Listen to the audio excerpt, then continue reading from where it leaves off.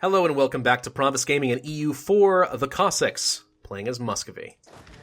Alright, so we've got some pretty well-balanced armies. We finished off our mission. We now have to make Poland like us for the sake of a mission, which should be doable, I would say. You know, is Poland still an elective monarchy? Yes, they are. It'd be really interesting if we were able to get our heir onto the throne of Poland. Very interesting indeed if we could do that. But maybe we can't. Nope, support heir. Yeah, we can do that. Totally can do that. That would be interesting, wouldn't it? Support our dynasty. I'm not really sure how this works. So, on monarch death, Stanislaw Pak succeeds to the throne. Now, that is from Poland, I think. Yes. Poland has 20 what? 20. 19, 17, 9. Is this based on prestige? It might be based off of prestige. We actually would have a pretty good chance at that then. I mean, we have pretty good prestige. I mean, how do my competition look? Bohemia is 13. Hesse has -6. What if we just spend one of our diplomats to support our heir for a little while? Do you wish to send our diplomat to back a candidate from our dynasty to get on the throne of Poland? Each month, the diplomat will improve the standing of our candidate, depending heavily on our diplomatic reputation. If the heir becomes the ruler, we will get 2 years of power from that ruler as well as prestige. Really? Wow, that's pretty good. Yeah, let's just go ahead and support our heir for a little while. Let's see what happens with all of that. I'm curious. Royal marriages probably are required. Am I willing? I mean, I'm probably going to want to pick up an alliance with these guys eventually anyway, yeah? Let's pull our guy away from Sweden for a little while. We're going to want to get a royal marriage with you. Let's do that. Bam. Alright. We do not want to get an alliance with you quite yet, though, because we'll probably get pulled into a war against Hungary, and that doesn't sound very good to me. So, royal marriages. We could succeed to the throne. We currently have a 0 something. 0 something. 0 what? What is that based off of? Is it a 9% chance to increase? How does this work? I'm going to have to look this up in between the next video, because I am curious. An alliance offer from Poland. Not yet, broski. Not yet. Eventually, perhaps, but not quite yet. Maintain the diplomat with Sweden. We'll just keep that Western arms trade going, make sure that I don't forget anything about it. Do we want any buildings? Marketplace. Still nothing catching my eye. Docks could be alright. Barracks. 656 is pretty good. We'll grab that. 500 here is pretty good. We have increased our military development in a few provinces, so these numbers have changed. 362? 75, 75. Taxes. We'll just do those. That'll be fine. Docks. Can't build one here, unfortunately. Why? Why can I not build a dock? I need 200 ducats, that's why. Money. Okay. It's all about the money. Alright, well, let's take a look at our religious stuff. Lipetsk and Glazov. Let's do Glazov. Let's do Penza. Get our 2 missionaries at work. That's going to increase the Sunni zealotry, no doubt about it, but it'll be okay. I'm kind of hoping that once Poland likes us, we'll get a mission to convert Lipetsk again. We do not want to invest in the next idea yet, even though that would result in -1 unrest in a lot of provinces. We're not having a lot of unrest issues. We want to save up for the tech, so that we'll have something to spend our military points on. As far as what we're going to get, though, at Noble Republic, I'm thinking quality ideas would make a lot of sense for us. I mean, there are a few good ones. Quantity ideas, I think, are just redundant. We're already going to have a lot of manpower thanks to Muscovite ideas. We'll get diminishing returns from this, I think. We'll end up having so much manpower we literally can't spend it faster than we use it. We'd rather have better units, infantry combat ability, better generals with army tradition, better cavalry, don't care about the ships, better combat from artillery, and discipline. Those are 4 major modifiers that increase the effectiveness of all your units across the board, plus the yearly army tradition means that it'll be easier to get really good generals. I like the idea of getting quality ideas. In addition, with the Military Zeal Act, with the religious ideas, we could spend points to get morale of armies plus 10% and extra discipline. I mean, when we have to do war, that would be an awesome policy to enact. I mean, we're just going to kick frickin' butt. Quality and religious ideas together are pretty good. Other options, aristocratic is okay. Cavalry combat ability, income from vassals, meh. Manpower, eh. This is pretty good. Less army and navy tradition decay would actually be really good. Diplomat, cost of reducing war exhaustion, meh. Military tech cost minus 10% is great. Leader without upkeep can be useful. Offensive ideas would actually be really good too. Land Leader Shock and Land Leader Fire, really good generals in combination with the better army tradition from quality ideas. Yeah, those two would go pretty well. Recruitment time is okay. Land prestige from land battles is pretty good. Siege ability is really good. Force limit modifier is very useful. Discipline, of course.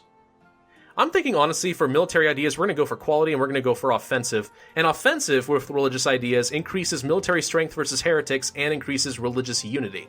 Both of which, very good for if we're going to be doing Deus Vult style attacks against Catholic nations, basically.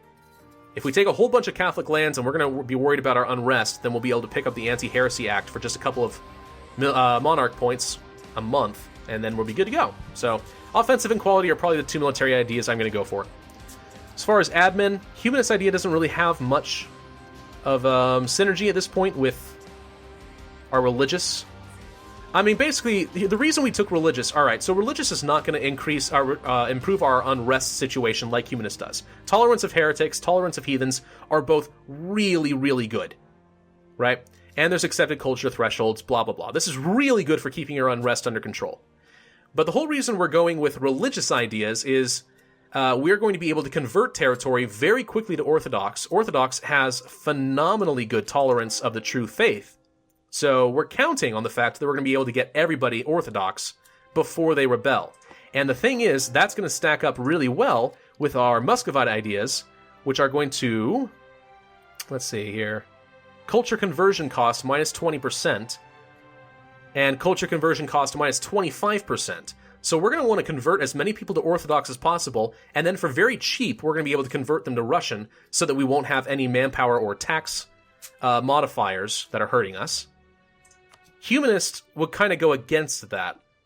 I mean, the tolerance of heathens and heretics don't apply if everyone's converted to Orthodox, so it's still really good, but I'm not sure it's what we're going for.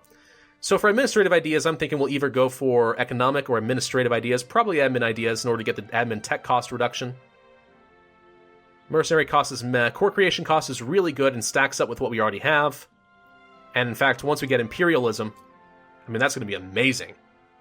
Mercenary maintenance can be useful in a pinch. Interest per annum is really good. Available mercenaries, meh. Possible advisors is good. Goods produced modifier is pretty good. Admin ideas will make sense, I think. Those will go really well with a lot of things. What about policies? Offensive ideas, income from vassals, don't care. No synergy with quality ideas, which is unfortunate. Still, okay. Economic? Discipline plus 5%. I mean, again, pretty good. Anything with offensive? Not that I can see. I don't know. I'm thinking the admin would be good, but this could be good as far as money issues. You never know. We'll consider that when we get closer to it. It's going to be a while before we pick up another admin idea group. As far as diplomatic ideas, Diplo ideas are really good. Trade ideas are really good. Exploration ideas would be pretty good if we decide we want to start colonizing the randomly generated new world. Influence ideas actually aren't half bad. Income from vassals, time to fabricate claims, don't care as much. Diplomatic annexation cost is actually not bad at all. Aggressive expansion impact is huge. Diplomatic reputation's pretty good. Relations and envoy travel time, don't care about the envoy travel time, but relations is good. Vassal force limit contribution's pretty good. Unjustified demands is really good. But diplomatic ideas are probably better across the board. I'm thinking admin, diplomatic, quality and offensive. For the near future, that's what I foresee us doing. Alright. Well, we'll see. I'm actually not worried as much about aggressive expansion as I probably would be when I was playing Scotland, because when I was playing Scotland, I could only grow in pretty much 2 directions, and they're all connected. Lots of aggressive expansion means really big coalitions. When I'm playing as Russia, I'll be able to take some territory off this direction, and I'll have aggressive expansion take down over here, and then I'll just go conquer stuff down here, and then eventually I'll just start conquering stuff over here, and I'll have like 3 different avenues of attack, where the aggressive expansion can all be ticking down separately, and I won't have any problems at all. Timurids will grant independence to Tabaristan, Kashmir, and Ardalan, blah, blah, blah, blah, blah, blah, blah. Timurids are currently very weak, is basically what I'm seeing out of that. Can we insult anybody? We can. We need to insult the Timurids. Can I talk to the Timurids, please? Timurids! Get our diplomat back. Your mama so fat, something, something. Bam. You're insulted. Give us that power projection and those beautiful monarch points. Because that's what this game is really about. It's about really good war strategies, and it's about making sure you get enough monarch points for whatever it is you want to do. Naval force limit. Let's go ahead and just start building 3 more. We might as well get up to our force limit at this point, I think. We'll just increase the amount of trade power we have in Novgorod. Oh, darn it. Did not mean to hit recall. Oh, it's fine. It's not a big deal, right? Improve relations. There we go. All right. So as far as trade is concerned, we have a 65% control over the Novgorod trade node. The more control we have here, the more we're collecting. The more we're collecting, the less is going into the Baltic Sea. So yeah, increasing our power here is going to be good. There's actually a surprising amount of money going through the White Sea right now, which is not quite what I would have expected, all things considered. Huh. That's interesting. Marketplace. Yeah, that's where we want one. All right. We're just going to sit back again. Bountiful harvest. Gain money. Oh, yay. Money. The one thing I needed more than anything else. Advisor has died. We mourn the traitor. What's this? Provincial unrest is really high in Glazov and Penza. You don't say. The places where I'm converting the Sunnis, you mean? That's fun. Crimea declared war against Chernigov. Oh, did you now? Oh, that's interesting. So the Timurids are really weak right now. Timurids, I should say, are really weak. Because they just lost a big war and had to release a bunch of vassals. Crimea is going to be occupied in a war, which might mean that Kazan is kind of at a prime position to kill them. I mean, we would have to fight Uzbek, which is not actually ideal. Chernigov, we could just declare war on right now, take that territory before Crimea can get to it. And in fact, if we can siege enough of this down, we can control how much Crimea gets, and if Crimea takes a couple territories, they might get small enough that I can vassalize them. Actually, that's not a bad idea. We got manpower. Yeah, we're going to do it. Okay, we're going to do this. We're going to do this right now. Let's go ahead and increase our army maintenance. Let's get our general in charge over here. Let's see. I'm going to split half of them this way. Keep these armies fairly balanced, all things considered. March them down this direction. There we go. 25 is a bit much right now, but okay. Let's get you guys together. We can pick up our first round of admin tech. Yeah, we'll do that now. Let's go ahead and do that. Bam. Pick an idea group. Quality ideas. Bam. We'll do that. And we're already almost at the point where we can get infantry combat ability, which is already a pretty good boost, I would say. Declare war, conquest war over Kursk. It looks to me like they're under siege from Crimea at Palatova. So yes, this is the opportune time to do this. Declare war. March on in. Okay, there's their army. Let's go and squish it. Oh, wait. Oh, crap. That was a little bit soon. Are we going to get a monthly tick of, Yeah, we're going to get a morale tick before we have any problems, so it's okay. Oh, it must be that way. Light ship combat ability and trade steering. Oh, how nice. Alright, squish. Detach, and let's go crush this. Let's make sure we grab all this territory. And Crimea, you can have Kharkov. Go ahead. Please take that. Siege it down. I want you to take that so these guys will be small enough. Actually, we need to consider this. Hang on.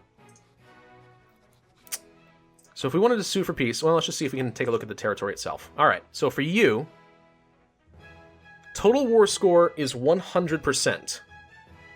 which actually means that if we had 100% war score against them, we could vassalize them right now. So if Crimea takes even one territory, it's going to be pretty easy to vassalize these guys. So yeah.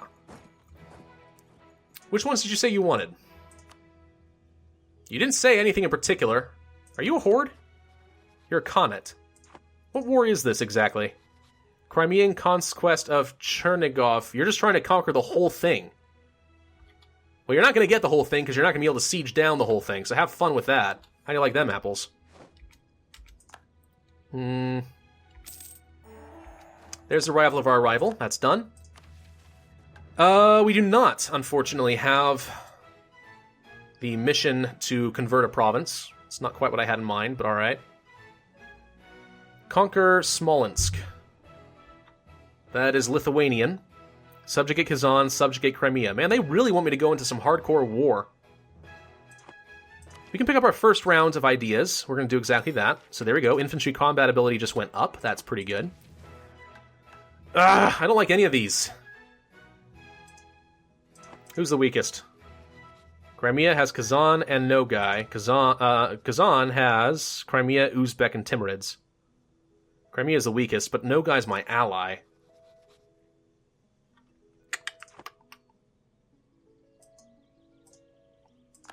Not a fan of any of those options, honestly. Alright. Well, let's get these guys all together. No. Don't let them siege that down. I need Crimea to take a territory. Or if they don't, then they don't, and that's okay. Looks like Kazan is going to take this one. There we go. Alright, we just got 99% war score. So we need to sit back pretty much and just sort of let them... Oh, wait. Well, I take that back. It looks like our little buddy here... No, he's not going to siege it down. Nope, Kazan is going to go siege it down. So we're just going to sit back on this war then. We're not going to do anything from here on out. And we're going to let these guys get small enough that we can just vassalize them. So I just need Crimea to end their war. We'll pick up the vassal over here. That actually could be a pretty advantageous location. In fact, if we were to vassalize you right now, what would happen? Chernigov would drag Muscovy into a war against Crimea, Kazan, Theodoro, and Circassia.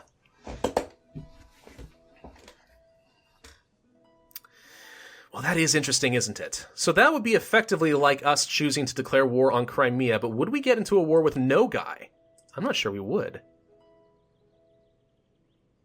Oh, interesting. Oh, hang on. This could be good.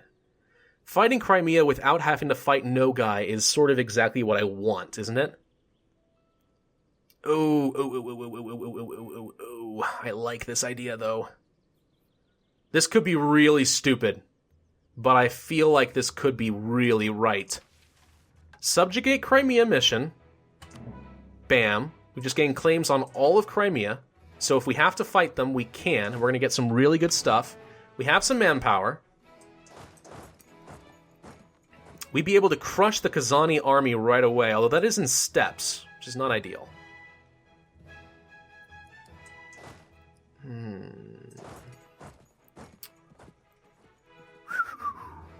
This is so tempting.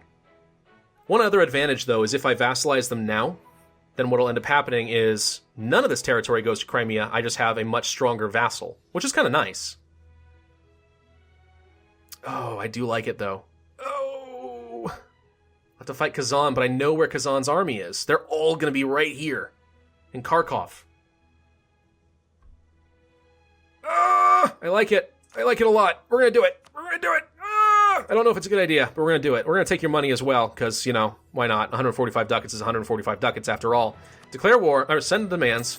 Bam. And now we are dragged into a war against Crimea, Kazan, Theodoro, and Circassia. Chernigov has just become our vassal. So that's that. So there's their armies. We need to crush face. We are at a tech advantage, 2 tech levels over Kazan, 1 over Crimea, 2 over Circassia. And who else are we at war with?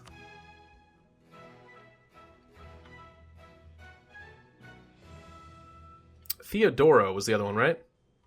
Who's Theodoro and where are they? That's Theodoro. For a second I thought that was the Byzantines. Okay. What guys here? Are any of these guys vassals? Yes, Theodoro and Circasia are vassals.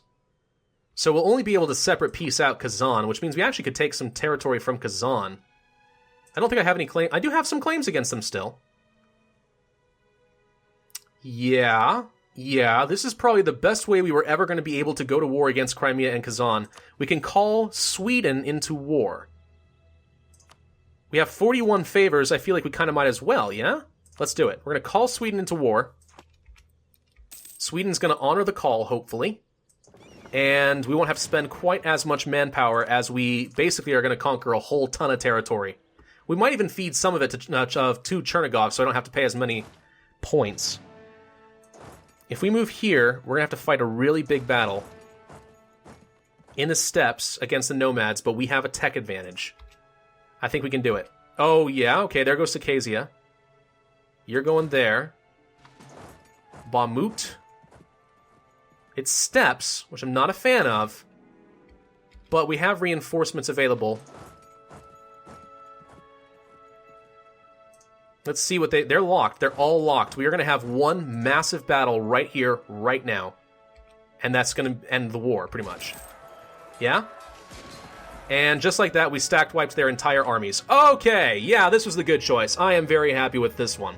Alright, well that's enough for this video. Thank you guys for watching. This has been Pravus with EU for the Cossacks. If you enjoyed this video, then be sure to hit that like button, leave a comment, and subscribe. And I, as always, will see you guys next time.